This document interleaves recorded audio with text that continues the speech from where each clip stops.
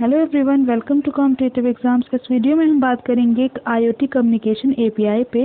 तो आज हम जानेंगे आईओटी कम्युनिकेशन एपीआई क्या है। तो फ्रेंड्स, अब तक आपने मेरे चैनल को सब्सक्राइब नहीं किया तो सब्सक्राइब कर लीजिए और बेल बटन को प्रेस कर दीजिए, जिसमें मेरे वीडियोस की नोटिफिकेशन आपको मिलती रहे। तो चलिए फ्रेंड्स, स्टार्ट करते हैं। बात करते हैं आईओटी कम्युनिकेशन एपीआई की। तो जनरली हम दो एपीआई का यूज़ करते हैं आईओटी कम्युनिकेशन में। कितने एपीआई का? दो एपीआई का यूज़ करते हैं। किसी भी आईओटी कम्युनिकेशन को करने के लिए हमें क्या करना होता है? दो एपीआई का हम यूज़ करते हैं जनरली। तो कौन कौन से वो एपीआई होते हैं? सबसे पहला तो होता है आपका रेस्ट बेस्ड एपीआई, ठीक है, और दूसरा होता है web socket based communication API. तो दो कम्युनिकेशन एपीआई आपके हो गए। सबसे पहला रेस्ट बेस्ड और दूसरा हो गया वेब सॉकेट। तो सबसे पहले हम बात करेंगे रेस्ट बेस्ड कम्युनिकेशन एपीआई की। तो रेस्ट बेस्ड कम्युनिकेशन एपीआई में जो आपका ये रेस्ट है, ठीक है, तो रेस्ट का फुल फॉर्म क्या है? रिप्रेजेंटेशनल स्टेट ट्रांसफ़र, ठीक है। रेस्ट एपीआई जो है आपका रिक्वेस्ट रिस्पांस मॉडल को फॉलो करता है। सबसे पहले हमने कम्युनिकेशन मॉडल्स की बात की थी इससे प्रीवियस वीडियोस में। आप मेरी प्लेलिस्ट चेक कर सकते हैं, मैं उसका लिंक डिस्क्रिप्शन बॉक्स में दे दूंगी।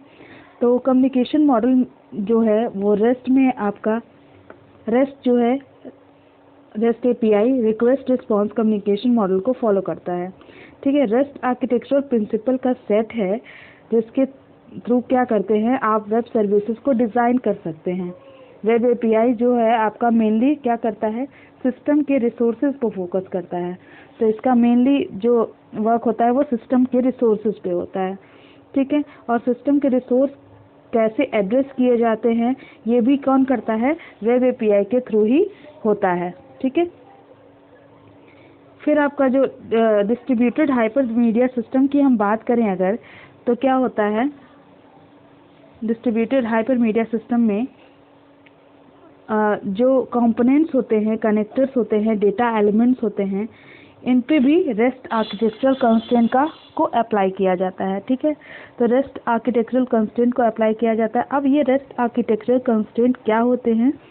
तो पहला तो आपका रेस्ट आर्किटेक्चरल कंस्ट्रेंट जो है वो है हमारा क्लाइंट सर्वर कंस्ट्रेंट, ठीक है। क्लाइंट सर्वर कंस्ट्रेंट मतलब कि क्लाइंट सर्वर कंस्ट्रेंट का यहाँ मेन मोटिव क्या होता है? सेपरेशन ऑफ कंसर्न, ठीक है। क्या मोटिव होता है? सेपरेशन ऑफ कंसर्न, मतलब कि आपका यहाँ कंसर्न का सेंस है कि डिपेंड होना। तो separation of concern means client server में जो भी किसी तरीके का यहाँ पे डिपेंडेंसी नहीं होती है, यानी सर्वर और क्लाइंट अलग अलग इंडिपेंडेंटली रन करते हैं, इंडिपेंडेंटली डेवलप करते हैं, ठीक है। तो फॉर एग्जांपल जैसे क्लाइंट को इस चीज़ से कोई मतलब नहीं होता है कि जो डेटा है वो कहाँ स्टोर हो रहा है, ठीक है। अगर कोई क्लाइंट है उसको कोई मतलब नहीं है यहाँ पे कि डेटा कहाँ स्टोर हो रहा है, कैसे स्टोर हो रहा है, उसको कैसे रिट्रीव करना है। ये सारा काम किसका होता है? सर्वर का होता है, ठीक है। इसी तरह से सिमिलरली क्या होता है कि सर्वर को यूज़र इंटरफेसिंग के लिए कोई कंसर्न नहीं होना चाहिए, ये क्लाइंट का काम होता है। तो क्लाइंट का काम क्लाइंट करेगा और सर्वर का काम सर्वर करेगा। यहाँ पे किसी भी तरीके की आपस में डिपेंडेंसी नहीं होती है, दोनों इंडिपेंडेंटली रन करते हैं, ठीक है।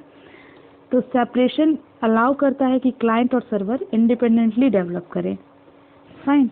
अब हम बात करते हैं सेकेंड रेस्ट आर्किटेक्चरल कंस्ट्रेंट की, जो है स्टेटलेस रेस्ट आर्किटेक्चरल कंस्ट्रेंट, ठीक है।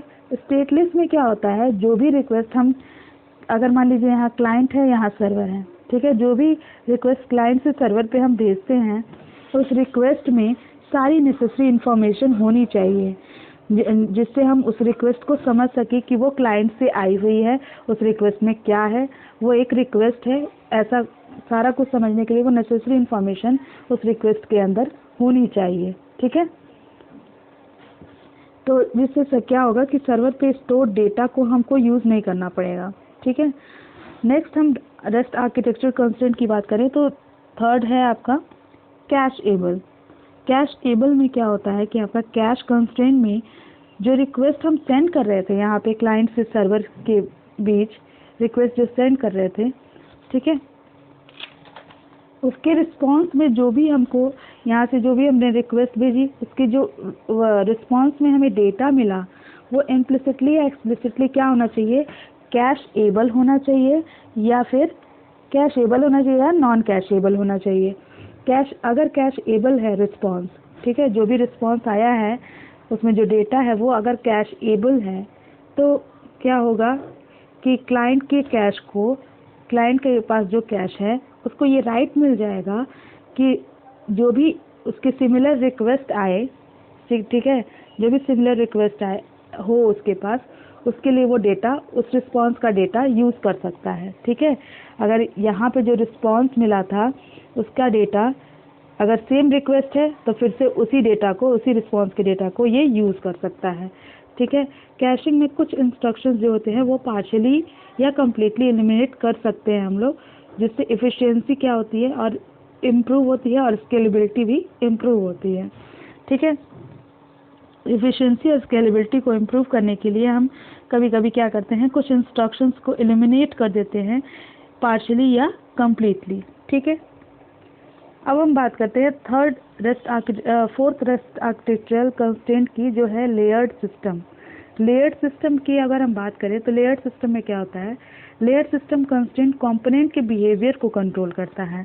क्या करता है, कंपोनेंट के बिहेवियर को कंट्रोल करता है, जिससे कोई भी कंपोनेंट अपने इमीडिएट लेयर जिससे वो इंटरेक्ट कर रहा है, ठीक है, मान लीजिए यहाँ पे जो क्लाइंट है वो यहाँ पे मान लीजिए बहुत सारी लेयर्स हैं, ठीक है, लेयर 1, लेयर 2, ठीक है, और यहाँ पे एंड सर्वर है।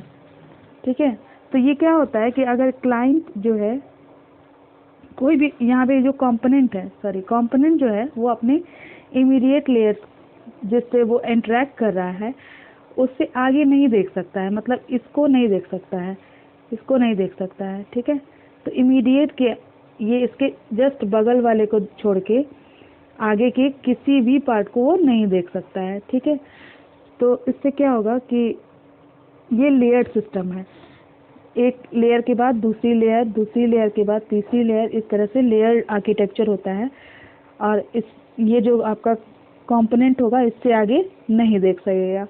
तो इससे जैसे एग्जांपल की बात करें तो क्लाइंट अगर ये नहीं बता पाता है कि वो डायरेक्टली एंड सर्वर से कनेक्टेड है या बीच में कोई इंटरमीडिएटरीज है, तो ये क्या है कि ये आपका लेयर्ड सिस्टम का एग्जांपल है। ठीक है, तो यहाँ पे अगर हम बात करें डायरेक्ट अगर एंड सर्वर से कंपोनेंट जुड़ा हुआ है और अगर बीच में इंटरमीडिएटरी है तो इनमें से कौन सा बेस्ट है, तो अगर कंपोनेंट और एंड सर्वर के बीच में अगर इंटरमीडिएटरीज हैं तो ये आपका क्या करता है, सिस्टम की स्केलेबिलिटी को इम्प्रूव करता है। ठीक है, क्या करता है, सिस्टम की स्केलेबिलिटी को इम्प्रूव करता है। अब चलिए नेक्स्ट बात करते हैं। नेक्स्ट आर्किटेक्चरल कंस्ट्रेंट है यूनिफॉर्म इंटरफेस। तो यूनिफॉर्म इंटरफेस कंस्ट्रेंट में क्लाइंट और सर्वर के बीच कम्युनिकेशन मेथड जो है, अगर क्लाइंट है और सर्वर के बीच में जो भी कम्युनिकेशन मेथड यूज़ हो रहा है वो एक समान होना चाहिए, यानी यूनिफॉर्म होना चाहिए। जब भी क्लाइंट रिस्पॉन्स जो भी आपका क्लाइंट रिसोर्स के रिप्रेजेंटेशन को होल्ड कर रहा है, ठीक है, ये जो क्लाइंट है जो भी रिसोर्स के रिप्रेजेंटेशन को होल्ड करेगा तो उसमें रिसोर्स को अपडेट या डिलीट करने की जितने भी इंफॉर्मेशन की रिक्वेस्ट होती है वो सारी इंफॉर्मेशन अवेलेबल होती है उसमें। ठीक है, तो इस रिसोर्स के रिप्रेजेंटेशन में ही रिसोर्स को डिलीट करने का, रिसोर्स को अपडेट करने की सारी इंफॉर्मेशन अवेलेबल होती है।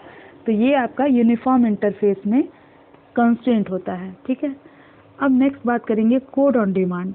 कोड ऑन डिमांड क्या कहता है कि ये केवल एक ही कंस्ट्रेंट ऐसा है जो कि क्या है, ये ऑप्शनल है। ठीक है, यही कंस्ट्रेंट रेस्ट आर्किटेक्चरल में कंस्ट्रेंट में ऑप्शनल है, इसे आप यूज़ भी कर सकते हैं, नहीं भी यूज़ कर सकते हैं। ठीक है, तो ये केवल एक ही है जो ऑप्शनल है। इसमें क्या होता है कि सर्वर क्लाइंट के लिए एग्जीक्यूटेबल कोड या स्क्रिप्ट प्रोवाइड करता है। ठीक है, जो आपका सर्वर होता है वो क्लाइंट के लिए क्या करता है, एग्जीक्यूटेबल कोड प्रोवाइड करता है। ठीक है, कोड प्रोवाइड करता है जिसे क्लाइंट अपने कॉन्टेक्स्ट में क्या करता है, एग्जीक्यूट करता है। ठीक है, अब नेक्स्ट बात करेंगे हम दूसरे एपीआई की, दूसरे कम्युनिकेशन एपीआई जो है web socket based communication API. ठीक है, तो वेब सॉकेट एपीआई क्लाइंट और सर्वर के बीच क्या करता है, फुल ड्यूप्लेक्स या फिर बाई डायरेक्शनल कम्युनिकेशन को अलाउ करता है। ठीक है, वेब सॉकेट एपीआई क्या होता है, ये आपका एक्सक्लूसिव पेयर कम्युनिकेशन मॉडल को फॉलो करता है।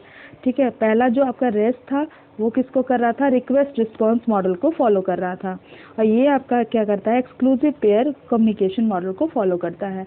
इसमें रिक्वेस्ट रिस्पॉन्स मॉडल की तरह हर एक मैसेज को सेंड करने के लिए बार बार कनेक्शन सेटअप करने की ज़रूरत नहीं होती है, जबकि रेस्ट में बार बार कनेक्शन सेटअप करने की ज़रूरत होती है। जब भी कोई मैसेज भेजना होता है क्लाइंट से सर्वर के बीच में, तो हमेशा हर एक मैसेज के लिए कनेक्शन सेटअप करना पड़ता है, तब वो सेंड कर सकता है। लेकिन यहाँ पे exclusive pair communication model use हो रहा है वेब सॉकेट कम्युनिकेशन एपीआई में। तो वेब सॉकेट कम्युनिकेशन एपीआई में हमें बार बार कनेक्शन सेटअप करने की ज़रूरत नहीं होती है। ठीक है,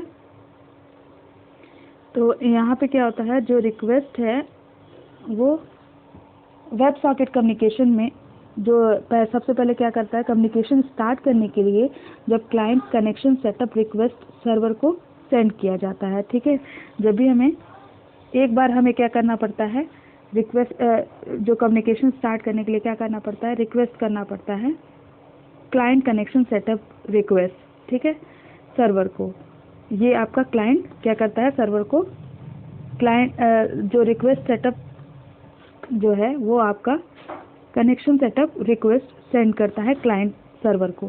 ठीक है, तो HTTP रिक्वेस्ट पेज सेंड होती है और सर्वर इंटरप्रेट करता है कि एक एक अपग्रेड रिक्वेस्ट आए।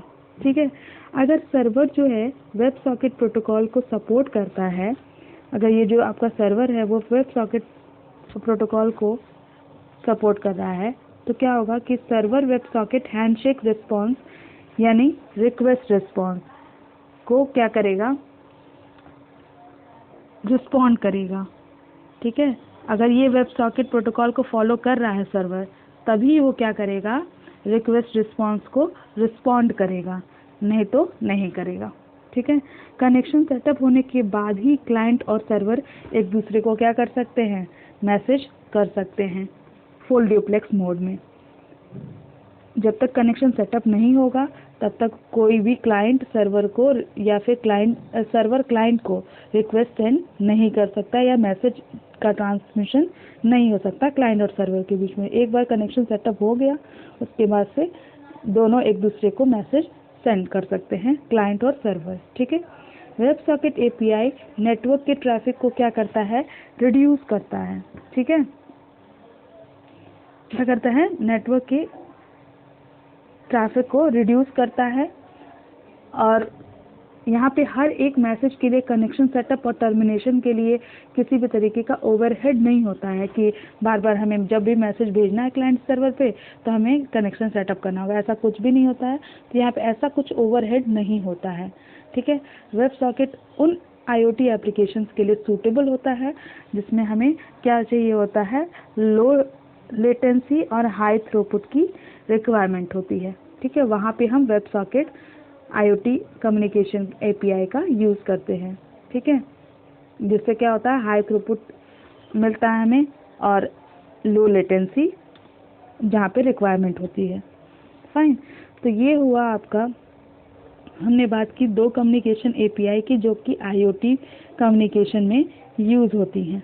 ठीक है, आई होप आपको वीडियो अच्छी लगी होगी। अगर वीडियो पसंद आई हो तो लाइक ज़रूर करें, अपने फ्रेंड्स के साथ शेयर करें और चैनल को सब्सक्राइब करना बिल्कुल मत भूलें। Thank you for watching.